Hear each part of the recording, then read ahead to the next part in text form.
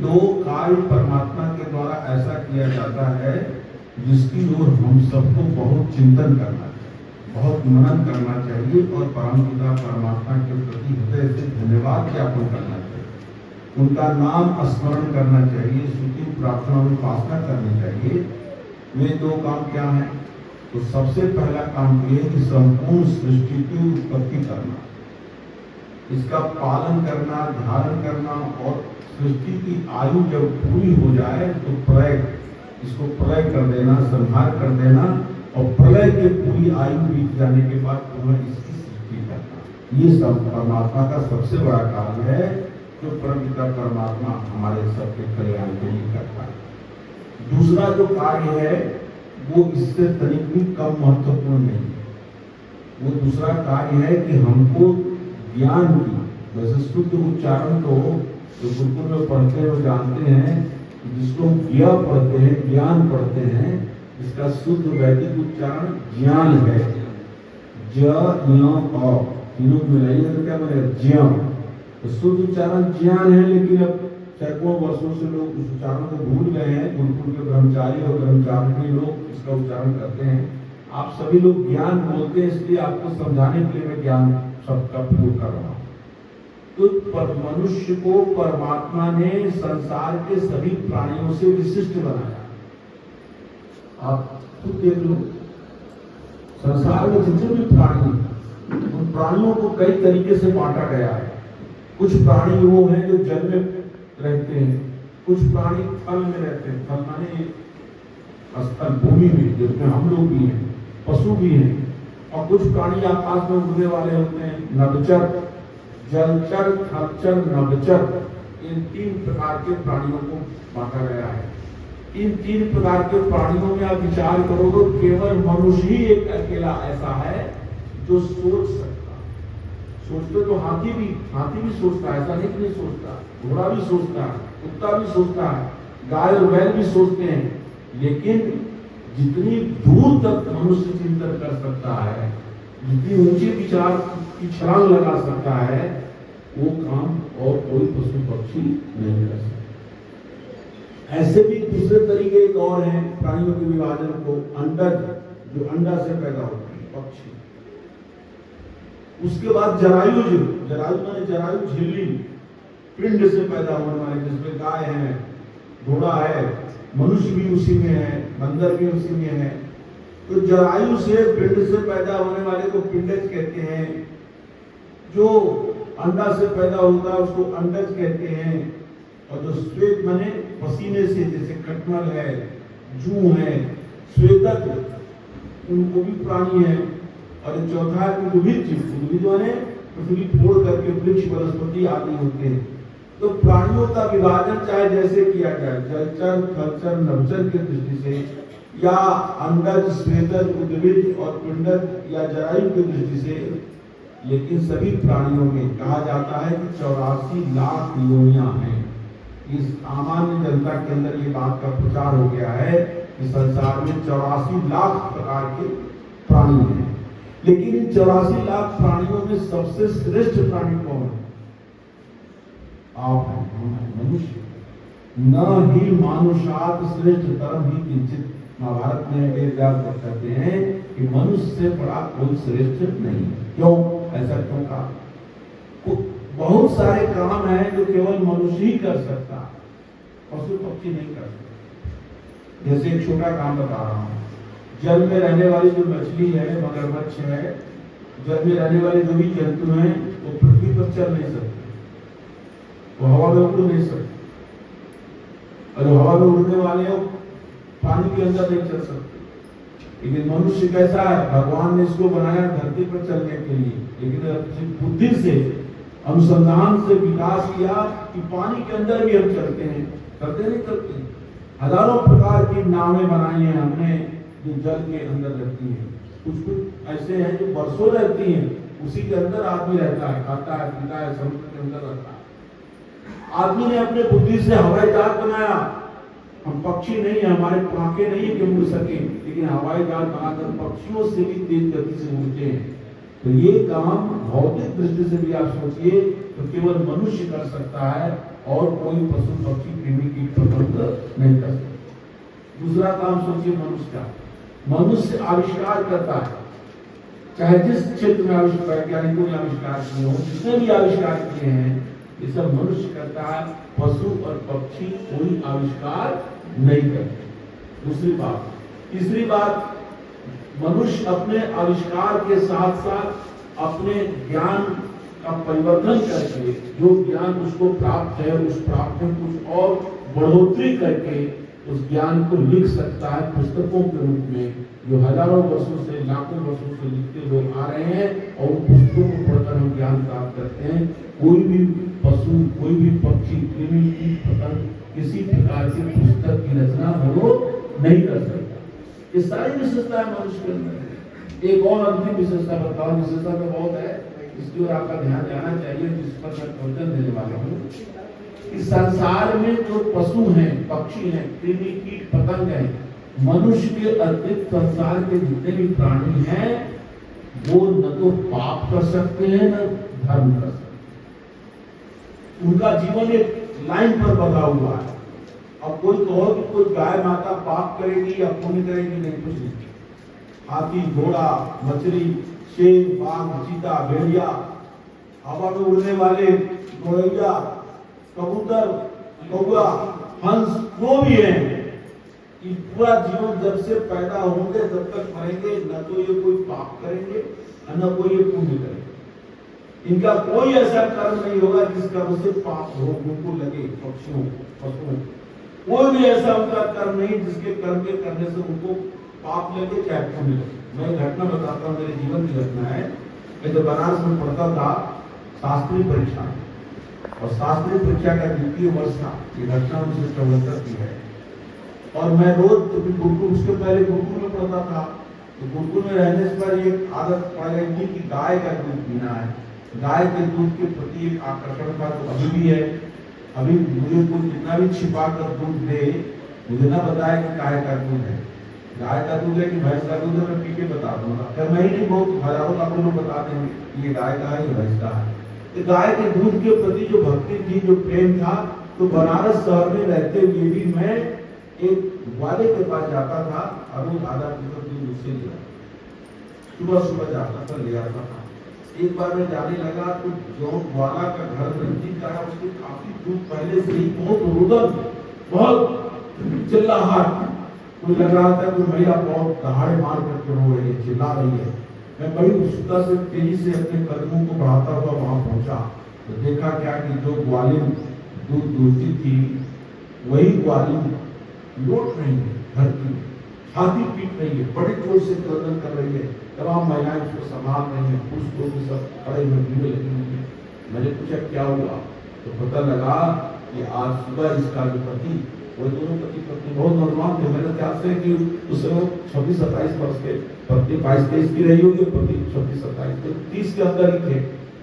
वो गाय को दूध रहा था और ये वहीं खड़ी थी बगल में, और दूधते हुए पता नहीं क्या हुआ, ऐसा क्या गाय की वो मनसा हुई या क्या हुआ, उसको या मक्खी उड़ाना हुआ। गाय ने ऐसे सिंह किया जोर से, इत्तेफाक से वो सिंह इसकी आंख में, और इतनी जोर से अंदर आंख में चली गई, खून की धारा बह गई, और तुरंत लोग लाद पाट के ले गए काशी हिंदू विश्वविद्यालय में, सर सुंदरलाल मेडिकल हॉस्पिटल है, और वहां ले जाने पहुंच भी नहीं पाए कि रास्ते में ही लंका पहुंचते पहुंचते वो प्राण गए।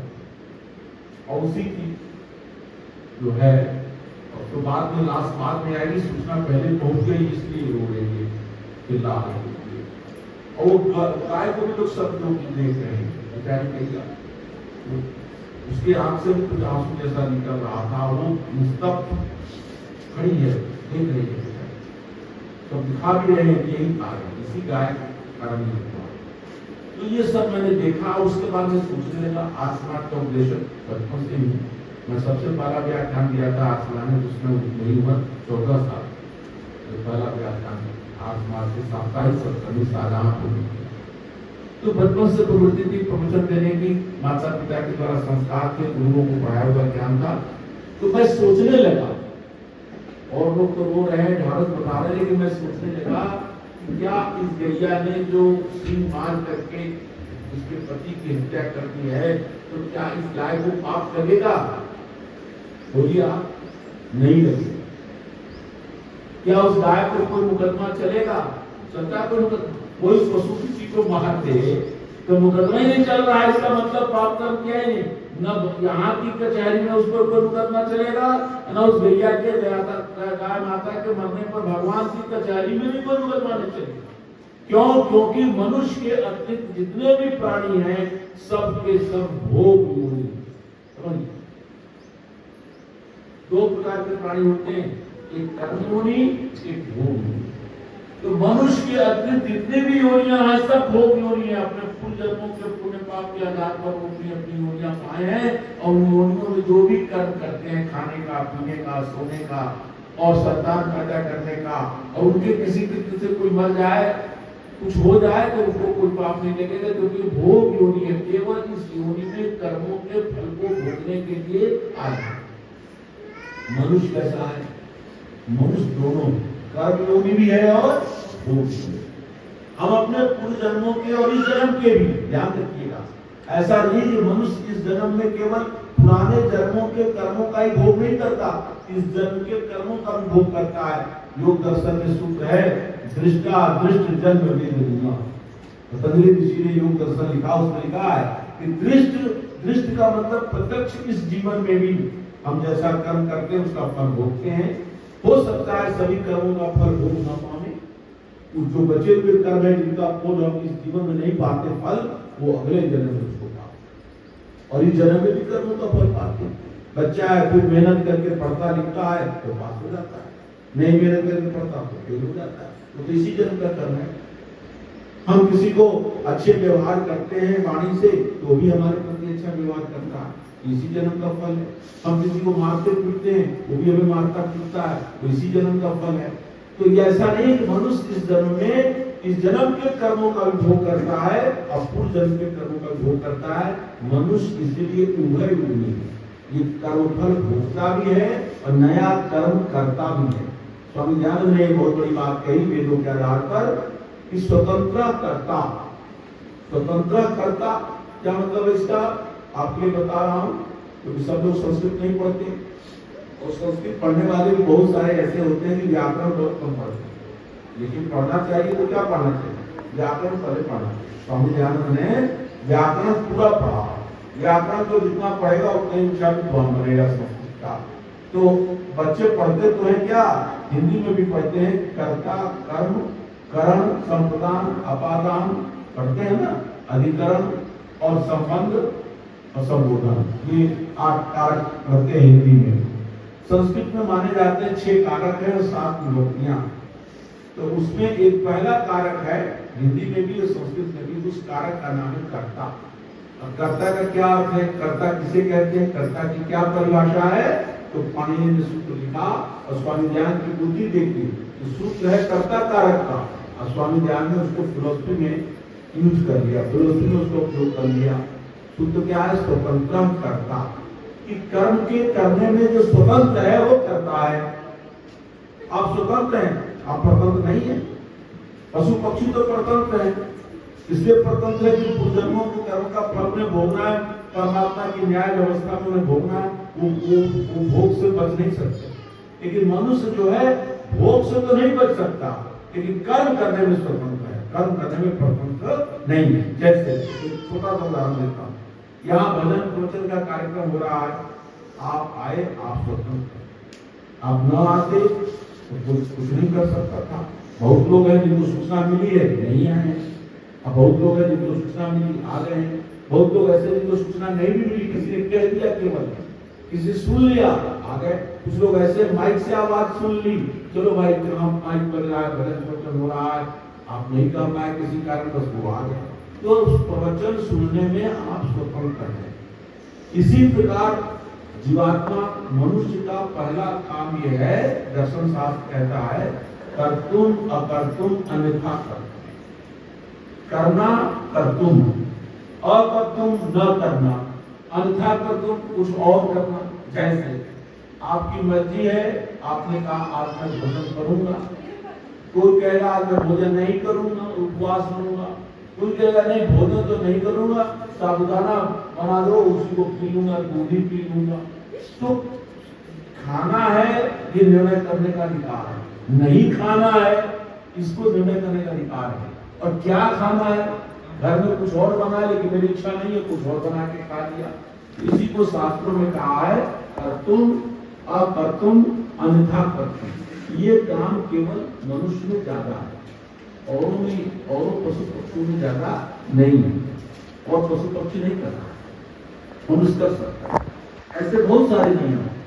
जैसे मनुष्य की मर्जी, दिमाग करेगा, संतान पैदा करेगा, उसकी अपनी इतनी वैराग्य है, इतना उसके अंदर विषय भोग के प्रति अनास्था है, वो ब्रह्मचारी भी रह सकता है। ब्रह्मचारी का रहना, गृहस्थ आश्रम में जाना, फिर गृहस्थ आश्रम के बाद वानप्रस्थ आश्रम में जाना, फिर संन्यास आश्रम में जाना, चाहे तो जाना चाहे तो न जाना, ये पूरा आपके अधिकार में है, आपकी स्वतंत्रता है इसमें। इसलिए आप स्वतंत्र करता है, आप कर्म करने में स्वतंत्र। इस बात की इस बात की बड़ी बारीकी से सोचिए, इसको मैं बलपूर्वक कहना चाहता हूँ, क्योंकि बहुत लोग ऐसा प्रचार करते हैं कि आदमी कुछ नहीं कर सकता, वो मजबूर है, वो जो कुछ कर रहा है परमात्मा ही उसे करवा रहा है। क्या ये बात सही है?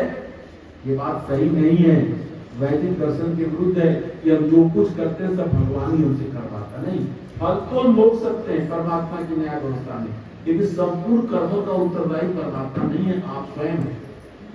जैसे मान लीजिए किसी ने किसी की हत्या कर दी और वो कह के बच जाएगा कि मैं क्या करूं, मेरे हाथ में कुछ थोड़े था, भगवान ने ही ऐसी बुद्धि कर दी, माफ कर। आदमी क्या कर सकता है? कुछ नहीं कर सकता।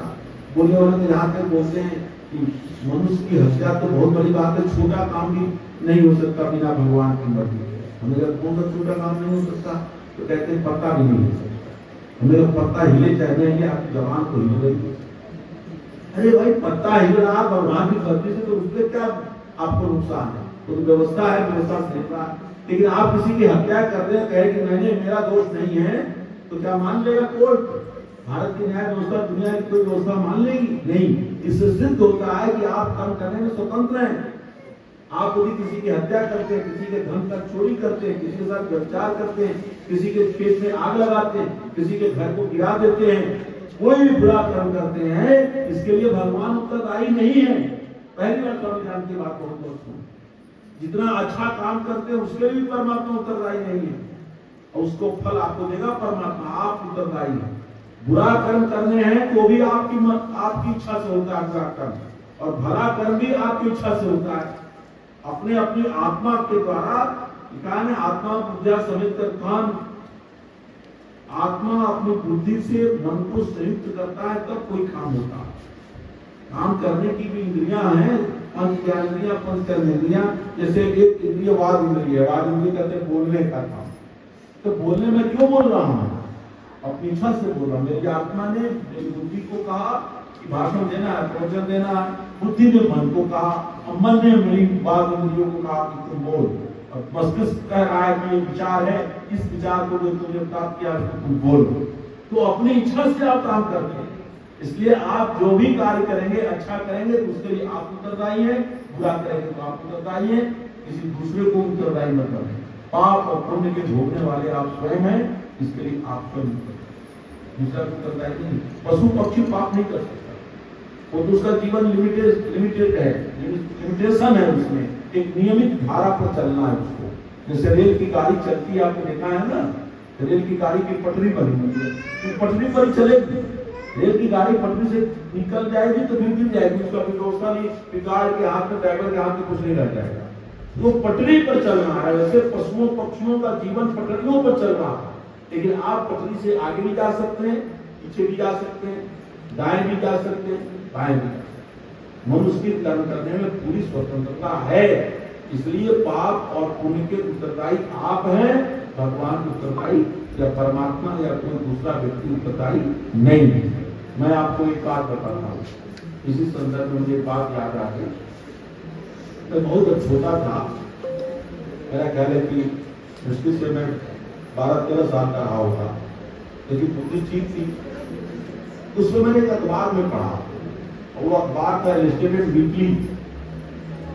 साप्ताहिक पत्रिका निकलती थी अंग्रेजी में, हिंदी में, नहीं अंग्रेजी में निकलती थी, हिंदी में थी ही नहीं। तो उसमें मैंने पढ़ा, क्योंकि मैं अंग्रेजी पुस्तकों से पढ़ता रहा हूँ, तो बहुत सारा शब्द में छोटा सा पैसेज था, मैंने उसको पढ़ा।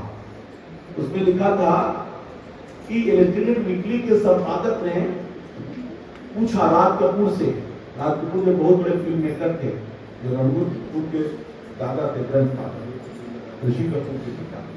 राज कपूर से पूछा कि आपको अपना ये हिंदू धर्म क्यों प्यारा है? और वो सबसे पूछता था हर सप्ताह, किसी मुसलमान से, किसी ईसाई से, किसी बड़े आदमी से, कि आप इस धर्म को मानते हैं, अपने धर्म को क्यों, इस धर्म को क्यों मानते हैं? क्या इसलिए मानते हैं कि आपके माता पिता उस धर्म को मानते थे, या आपने भी अपने धर्म पर विचार किया? उसने उससे पूछा। उस व्यक्ति ने लिखा था, राज कपूर ने, बहुत छोटे से 4-5 महीने के बाद किया।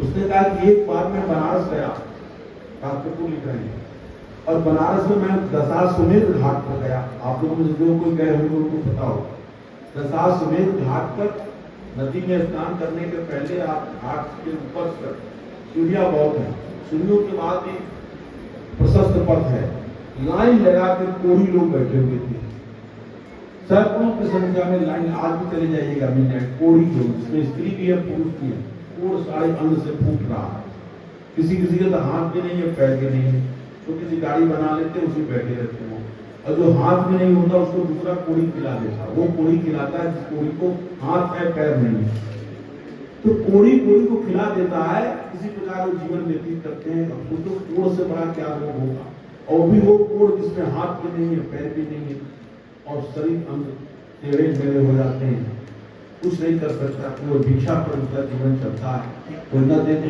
भूखे मर जाए। तो राज कपूर को मन में आया, उसने पूछा एक कोड़ी से, वही उस कोड़ी से पूछा जो सबसे भयानक हालत में था।